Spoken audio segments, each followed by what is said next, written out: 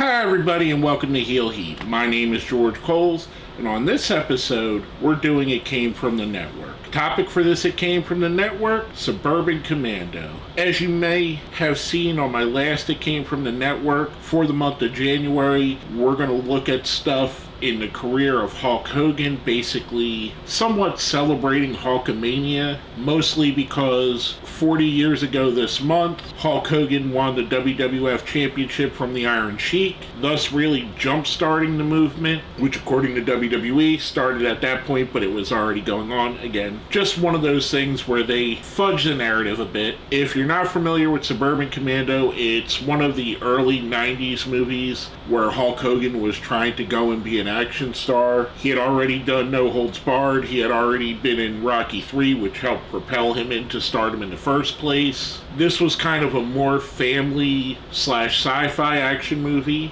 And the reason I picked this, first, there's barely any Hulk Hogan movies on streaming platforms. The only one that was on a platform that I actually have for free was Rocky III, which I could have easily done, but that movie has very little of Hulk Hogan in it, whereas this one, he's a star. So I went on to Amazon, I rented this movie, I paid $4 and something cents to rent it, and I know you can procure it other ways. There's all different things you could do to get it, but it was quick and easy, and it was just like back in the day going to Blockbuster Video.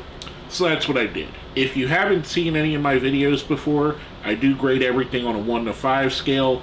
Normally, it is a wrestling review. We review match by match. For movies, I withhold my review to the end because we're going to review it as an overall piece of art. With that being said, let's jump right into it. We start the movie with a very cheap and very poorly animated Star Wars ripoff. Basically, they have the same opening as Star Wars A New Hope, but without any of the Industrial Light and Magic or Lucasfilm's charm that made that such an iconic scene in the first Star Wars movie. You almost immediately see that the budget for this movie was not on par with other movies of the time. This is definitely a lower budget movie. It's not something like Terminator or any of the Star Trek or Star Wars movies of the same generation. We get introduced to our protagonist, Hulk Hogan, who's playing Shep Ramsey, who's a commando fighting in a war against a guy named General Suter,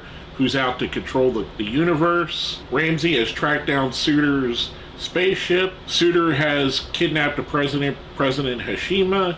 Don't remember that because he's not in the movie very much. Ramsey makes an effort to rescue him. In that effort, Hashima basically sacrifices himself for the Ramsey. Ramsey escapes, blowing up the spaceship and damaging his ship in the process, kind of setting a little bit of the turmoil that we'll see later on. Then we get another shot at Hulk Hogan or Shep Ramsey. I'm probably going to switch back and forth between Ramsey and Hogan, so excuse me if I do, because he's not really playing that much of a character here. Ramsey's in his ship and he gets a message from Zanuck basically saying find a place to go, lay low for a little bit, recharge your ship to whatever percent energy he said. I believe he said 20%. So Ramsey finds Earth, which he immediately talks bad about Earth's people, sets a course to land on Earth. Then we get introduced to some of the other heroes of the movie, the family that he's eventually going to stay with. We get Christopher Lloyd, who's playing the father Charlie, and Shelley Duvall, who's playing the mother Jenny. Christopher Lloyd, obviously you would know from Back to the Future or Taxi or any of the thousands of other movies he's been in. Shelley Duvall, most famously from The Shining or the Popeye movie. And she also had a kid show back in the 80s. I forget what the name was, but it was a really good show. It was like a fairy tales come to life type show. If you know the name, leave it down here in the comments. We see their two kids. The crux of this is Charlie's kind of meek and avoids confrontation. They're talking about him going to ask for a raise because he's been doing a lot of work. We see him go to his workplace to talk to his boss, Adrian, where Charlie's going to ask for a raise, but basically he hands over some plans for a building that they're going to build to Adrian without asking for the raise. During this, we see Shep Ramsey's ship crash into Earth in what looks to be a closed-down roller skating rink. Then we see him walking around in his Suburban Commando type combat gear, doing a little bit of the fish out of water thing. Then we go back and Charlie explains to Jenny he didn't ask for the raise, which then leads to her putting their garage, basically turning it into an apartment, which is where we get the connection between Shep and this family. Shep decides to rent this place. We see a little kind of neat, probably the funniest interaction in the movie, where he has the kids both up with both hands. Another, not understanding the culture kind of thing. Charlie the whole time is a little bit skeptical of Shep. He feels like something is off about him.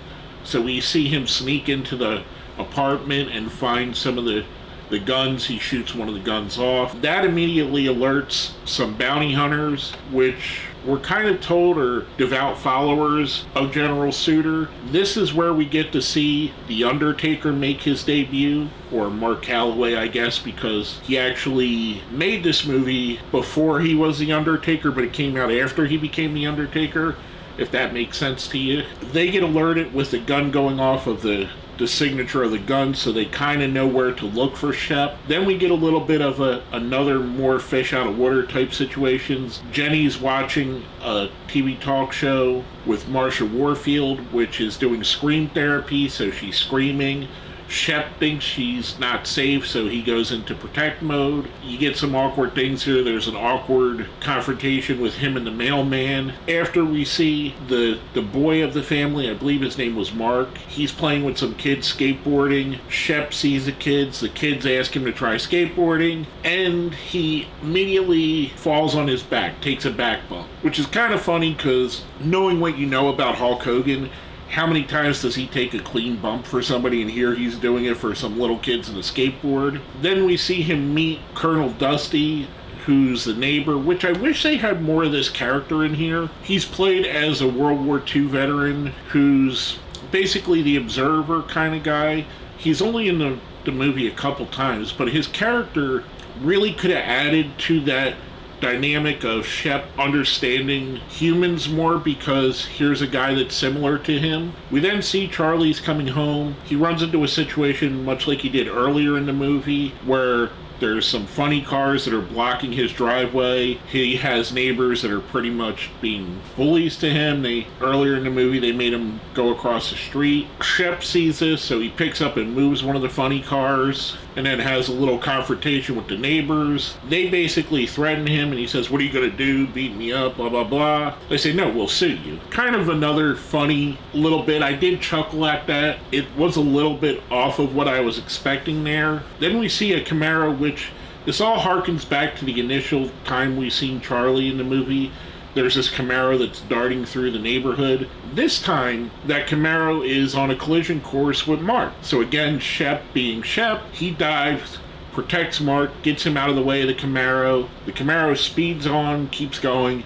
He runs it down on the street over, catches up with them, flips the people in the Camaro, which again, kind of makes sense. We're starting to see he's really protective of this family, which will come into play later on. Then we see like a somewhat montage of him doing some vigilante type things, stopping crimes, goes to save a cat from a tree for a kid and shoots the cat over the neighborhood when the kid says, "That's not my cat." Charlie, meanwhile, starts following him around. He eventually finds the roller rink where the spaceship is. During this time, there's a reoccurring joke where Shep keeps seeing a mime. First, the mime is doing the stuck in a box thing, so he breaks the box by punching him. Later on in the movie, and this will be out of order because I'm just going to mention it here instead of bringing up each little time. He's doing a thing where he's pretending to climb a ladder, and Shep throws him up onto a ledge, thinking he's helping, but really he's, again, more fish out of water type stuff. As Charlie's there at the spaceship, we see two guys come in with a girl that they look like they're planning to assault. Charlie uses Shep's Suburban Commando gear to kind of thwart the assault, but in the meantime, he loses the gun to them, loses some weaponry to them as they run off. This also alerts the bounty hunters, gives them a more idea of where Shep's ship landed, and say that 3 times fast.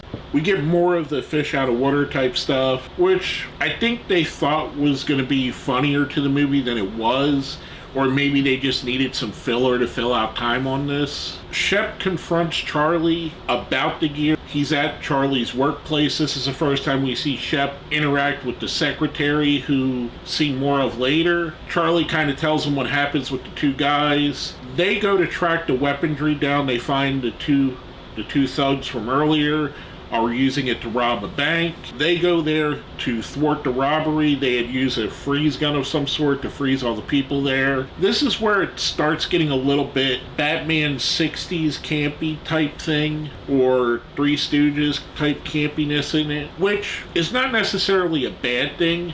When done right, that could be extremely good. I love the 60s Batman TV show. I love the Three Stooges. Who doesn't love the Three Stooges? But it kind of feels like in this movie kind of struggled to find its fitting, whether it wanted to be a comedy, whether it wanted to be serious, whether it wanted to be an action movie, or just a straight up slapstick. So it doesn't really hit as well as it would there in those other settings. While at this, the bounty hunters arrive. Charlie ends up getting frozen, which Shep decides instead of staying and fighting the bounty hunters, he's going to protect Charlie by getting him out of there so the bounty hunters don't kill Charlie. They get back to Shep's ship. Again, hard to say. Shep is trying to repair it so he can leave, so maybe the bounty hunters will leave Earth with him. The ship has an explosion. Shep explains to Charlie that he needs some crystals, which Charlie says, hey, my boss Adrian had some crystals that he was showing off earlier in the movies. Let's go get them. They head back to the office, which at this point there is a party going on. There are some clients that are there that Adrian is kind of trying to get Charlie to give him the schematics so he can pawn them off as his own. While they're there getting the crystals, there's all kinds of hijinks. The secretary tries to stop them. We finally see the bounty hunters catch up with him. We have a showdown. And this part, the campiness worked a little bit. During the fight, there's a lot of, again, Three Stooges, Tom and Jerry type stuff, where he hits the rocket shoes. He puts the Undertaker's character through a wall at one point. The rocket shoes send him shooting up through several floors before he comes up through a toilet in the woman's room. It felt a little bit funnier and a little bit more in place here, which I thought was a better usage of it. Shep thwarts the bounty hunters. They get the crystals. They head back to the ship. Shep starts using the crystals. Then we see a surprise. General Suter, who we thought was dead from the opening scenes of the movie, he's back. He's coming to get revenge. Charlie's whole family's there. He kidnaps them and basically uses them as collateral, thus drawing Shep out of his ship to confront the general. Shep says, hey, if you let them go, I'm yours to do whatever you want with. He does. Shep promises to keep his word. Charlie takes his family off. He takes them down to a gas station, leaves the family at the gas station. He decides to go back to save his friend Shep, runs into General Suter there. Charlie gets in a fight with General Suter, thus bringing him out of his timidness, making him the character that's seen the most growth in the movie, going from a meek, mild-mannered guy to someone that's willing to step up and stick up for his friends and his family. Charlie stabs General Suter, which turns him into a reptile. That starts a whole fight. During the fight, Shep had earlier set his ship to self-destruct, which he basically gets General Suter to be near the ship, and then it blows up. We see Charlie and Shep make it from the explosion safely. Then we're treated to a scene where Charlie goes back to his boss Adrian and basically says, I quit, I'll find something else, you don't deserve me. Adrian still has the clients with him who he's been entertaining all night, waiting for Charlie's contribution. We see a little bit of a redemption. He does save the cat for the kid from earlier, and then the kids come back with a skateboard. He starts riding the skateboard and doing tricks and even does a handstand on it. Charlie offers Shep to stay, but Shep says, I have to leave. You know, this whole thing. We get to the final scene of the movie. They're off to see Shep off, and Charlie basically says, why don't you stay, build a family? This is when we see the secretary come back into play again. There was a lot of flirtation through the movie with her and Shep, and we kind of get the idea that her and Shep are going to go off and make their own family, thus giving us a happy ending. Overall, I will say I believe this is only the second time I've ever seen this movie in its entirety. I definitely would have rented this back in the day, back when it originally came out. I know I had seen it back then, but watching it then and watching it now, I also know that I would not have wanted to watch it more than just one time. And over the 30 years since this has been out, I pretty much had forgot about this movie. I mean, I knew that it happened. I knew Undertaker and Hulk Hogan were in it, but it's pretty forgettable. Hulk Hogan isn't a great actor to carry a movie. If you want to put Hulk Hogan in a movie like Thunder Lips and Rocky III, he works as that character, playing the Hulk Hogan character as a bit role. I think he worked a little bit better in some other movies like Mr. Nanny, but this, you could just tell he's not a good actor at all. Between that, the very low budget for special effects that they have, the story being kind of formulaic and a little bit all over the place, like I said, at times it couldn't just decide if this wanted to be a serious sci-fi movie, a situational comedy movie, a slapstick movie, and it kind of weaved in and out of all of those things. I never really felt like this was a movie that was meant for anything more than just a cash grab to use Hulk Hogan's name and bring the Hulkamania fans to the movie theater to watch this movie. I don't think there was a lot put into the script. I don't think there was a lot put into the editing and the decisions made for the movie. Like I said, they probably did this on an extremely cheap budget, which they almost certainly made up the first weekend just based on Hulk Hogan's name. This is a movie I generally would not recommend you watching. I don't think there's anything really redeeming here. If you want to see Undertaker in basically his only movie role, you could watch this. He doesn't even speak. When he does speak, he's dubbed over by a child. If you want to watch this because you're a fan of bad movies, this isn't one of those so bad it's good movies like the Ed Wood movies would be, or some others that are so bad they're good. This is more on the so bad it's I can't believe they made it, which goes in the role like a movie like Mac and Me, which Mac and Me is probably the worst movie I've ever seen, which if you haven't seen it, I'd actually recommend watching that because it's so much of a train wreck that you have to see it. It's a ripoff of E.T. with a lot of McDonald's product placing. And I believe, if I'm right, Mac and Me has Jennifer Aniston's first acting role as an uncredited appearance, which if you blink, you'll miss it. But I digress. Back to the movie we're talking about, Suburban Commando. Like I said, I feel like this is kind of capitalizing on the Sylvester Stallone, Arnold Schwarzenegger type movies of the time and putting Hulk Hogan in there and seeing maybe we could get something out of this guy. I feel like if they would have tried harder and made it more compelling, and maybe Hulk Hogan had time to take some real acting classes or had some better direction, they could have made a better movie, and maybe he had a better run at being an actual movie star. He definitely has the charisma to be a star. Hulk Hogan, if you could say a lot of things about him, and I've said a lot of things negatively about the man, but he does have a charisma that very few people have. For all of the good actors that are in this movie, Larry Miller, who played Adrian, Christopher Lloyd, who's a fantastic actor, Shelley Duvall, who's a great actress, they couldn't carry this movie to be anything more than just a crappy B movie that was meant to be rented one time and never watched again. Overall, I'm going to give this one a 1 out of 5. I'm saying it's pretty bad. I would rank it up there with probably one of the 10 worst movies I've ever seen, and that's saying a lot because I'm in my mid-40s, or actually late 40s now, and I probably have seen over 1,000 movies at this point. Just last night I watched a movie that I thought was actually really good, and that was the movie Lift, which is on Netflix right now. This is not a paid promotion. I just think it's a good movie starring Kevin Hart. That was a good action movie. This, not so much. Again, I wouldn't recommend this unless you're a uber Hulk Hogan fan, which if you are, you've probably seen this already, or you just want to see really bad movies. This is one of those that is really bad. Not super enjoyable, but it made the most sense for this video, for this highlighting Hulk Hogan's career kind of thing. Because a big part of Hulk Hogan's career is his acting roles. I think just a couple years later, his role in the show Thunder in Paradise, he did a lot better in that than he did here. But I digress. Like I said, I'm going to give this one a 1. With that being said, let's smash that like button, share the video, subscribe if you haven't, and if you see where it says join, that's how you become a channel member.